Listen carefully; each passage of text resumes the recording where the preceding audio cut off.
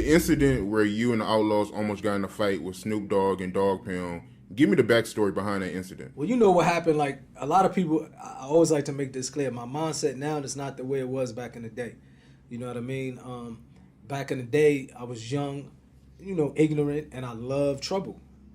You know what I mean? I just loved making problems. I wasn't afraid to fight. I wasn't afraid to pull out my gun. Wherever you want to take it, I was ready to take it. So we was in the studio. They had a small studio where they call it whack room, where sometimes producers go, you know what I mean, and do beats. So we was in the whack room, and Corrupt had a homie, I think his name's Sly Capone, if I'm not mistaken. Slip Capone.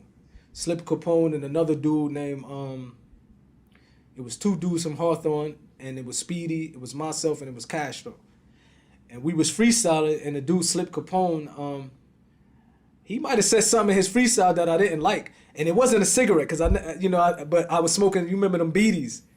And I remember he said something in his freestyle I didn't like, and something just said, man, put the cigarette on his face.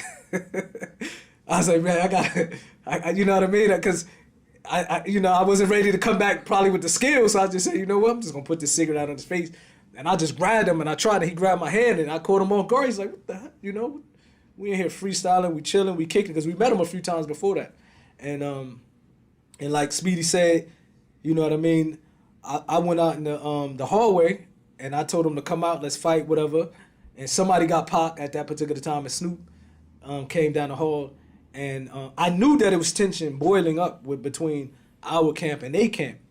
So once again, I was a hothead, a young dude. I figured just take advantage of stuff that we know is boiling up. Now let's just get it out the way. So when Speedy said that, I was like, Edie gonna fight Daz, Fatal gonna fight Corrupt, Pac gonna fight Snoop, this and that, and it de-escalated. It didn't, you know what I mean?